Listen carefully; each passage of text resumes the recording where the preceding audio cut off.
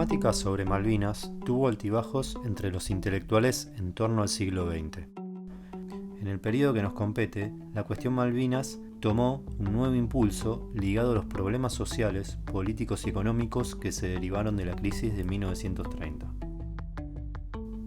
Dicha crisis marcó una profunda ruptura que afectó distintas imágenes argentinas construidas a lo largo de los años, relacionadas con la supuesta excepcionalidad del país, convirtiéndose en un brusco despertar de un sueño de grandeza. Como consecuencia, muchos intelectuales buscaron encontrar las causas que habrían derivado en la decadencia de la sociedad argentina. Muchos de ellos, que estaban ligados a los grupos nacionalistas, culparon a Inglaterra y la oligarquía por los males argentinos. Bajo la anterior lógica, se denunciaba una alianza entre la oligarquía e Inglaterra que habría sido la antesala a las dificultades que atravesaba en ese momento el país.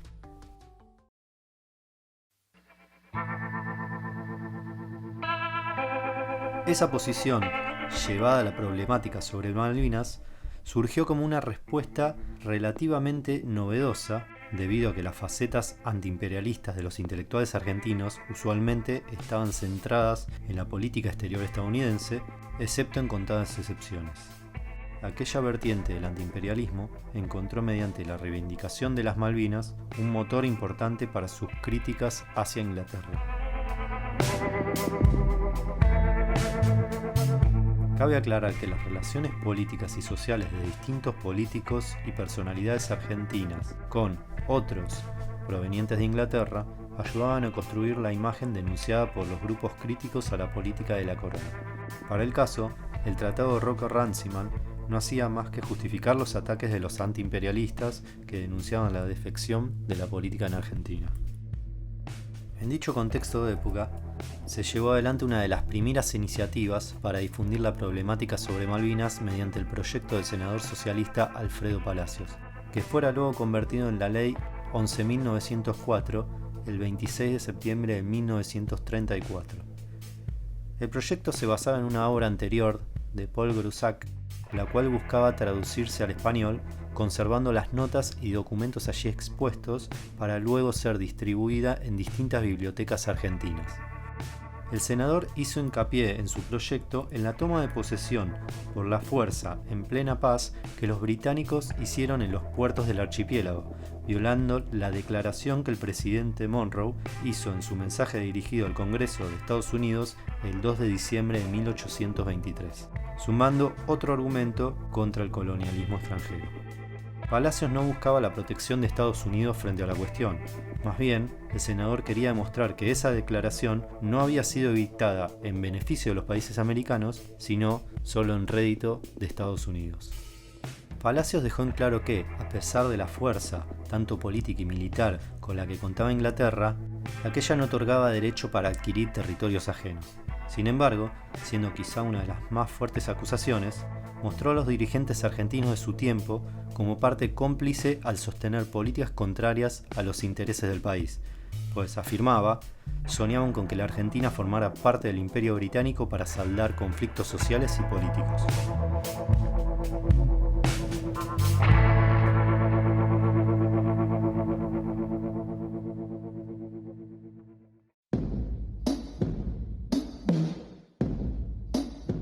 Otra de las iniciativas que en la década de 1930 trató el tema fue el célebre libro titulado La Argentina y el imperialismo británico de los hermanos Rodolfo y Julio Irazusta.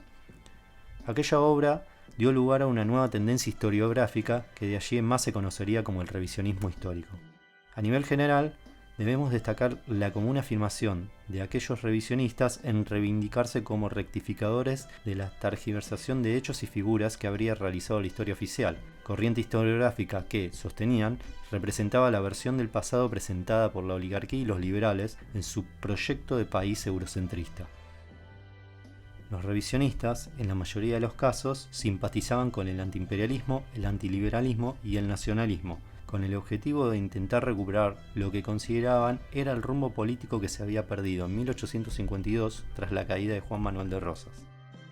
Bajo su lógica revisionista y crítica del papel que la élite había cumplido al momento de representar los intereses argentinos frente a las pretensiones económicas extranjeras, Julio y Rodolfo Irazusta rescataron la figura de Leopoldo Melo, ligado al radicalismo antipersonalista, a la Liga Patriótica Argentina, aunque ellos lo citaron y exaltaron como ministro del Interior, por reconocer en un discurso por él pronunciado en la inauguración de un monumento a Bernardo Irigoyen la indomable resistencia del gobierno de Rosas en nombre de la plenitud del dominio y la jurisdicción nacional en los ríos.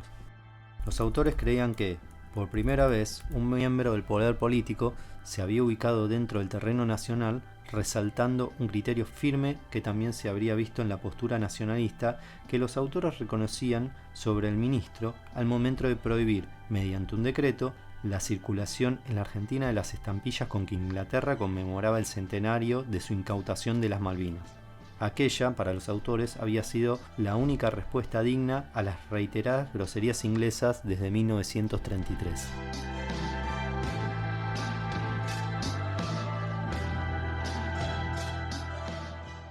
Otro autor nacionalista que abarcó el tema sobre las Malvinas, ligado a la agrupación radical Forja, pero de cercana relación con los hermanos Irazusta, fue Raúl Scalabrini Ortiz.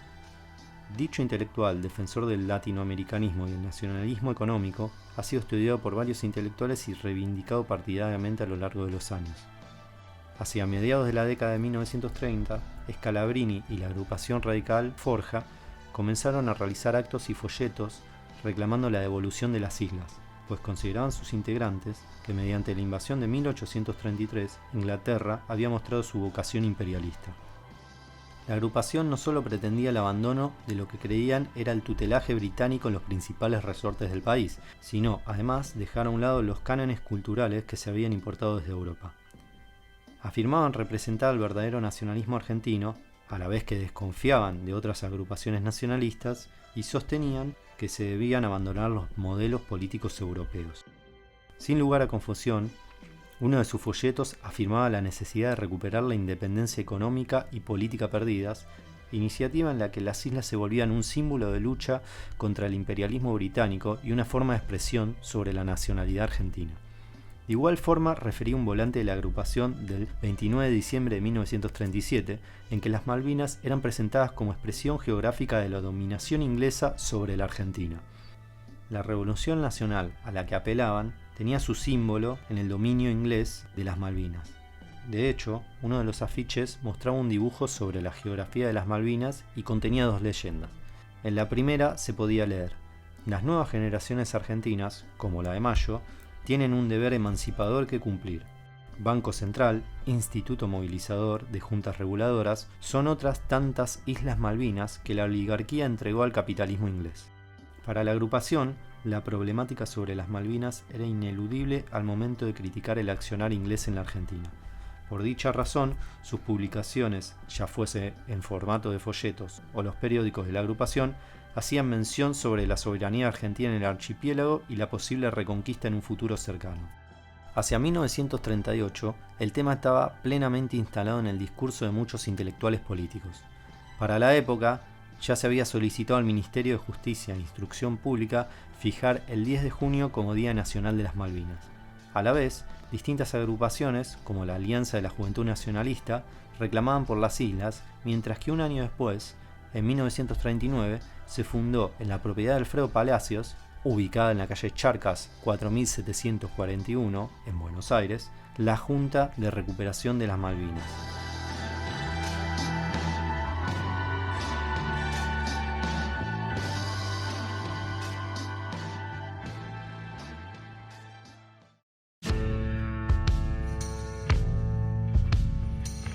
Al incrementar el interés sobre el tema, la Comisión Nacional de Cultura confió a Juan Carlos Moreno una misión que, seguida de una beca, consistía en realizar un viaje al archipiélago para escribir posteriormente sus estudios y observaciones sobre las características del territorio.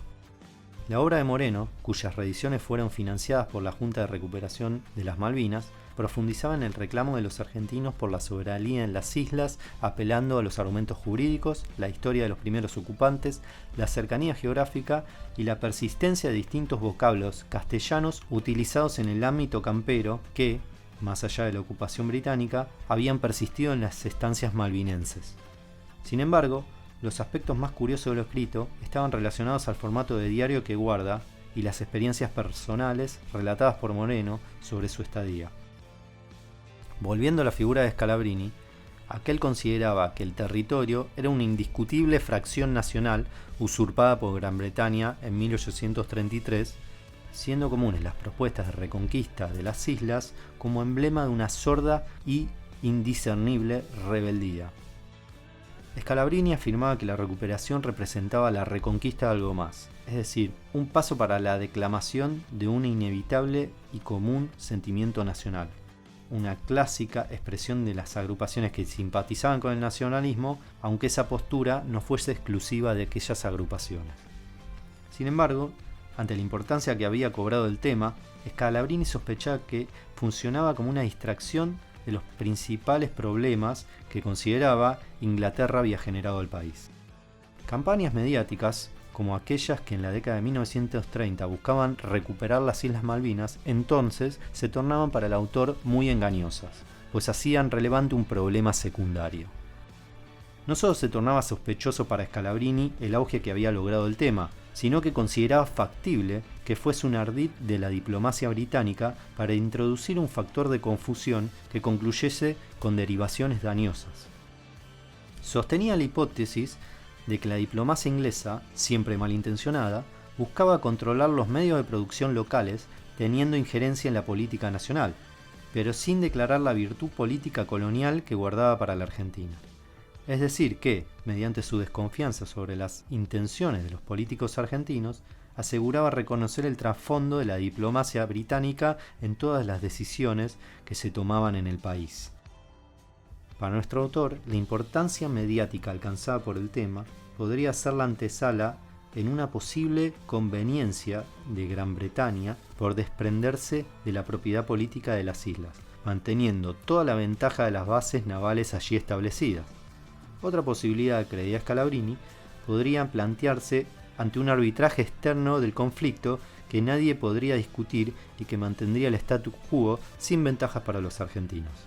De cualquier forma, el artículo de opinión publicado por Scalabrini, como muchos otros textos de la época, muestra las diferentes consideraciones que podían encontrarse en torno a finales de la década de 1930 sobre la cuestión del archipiélago.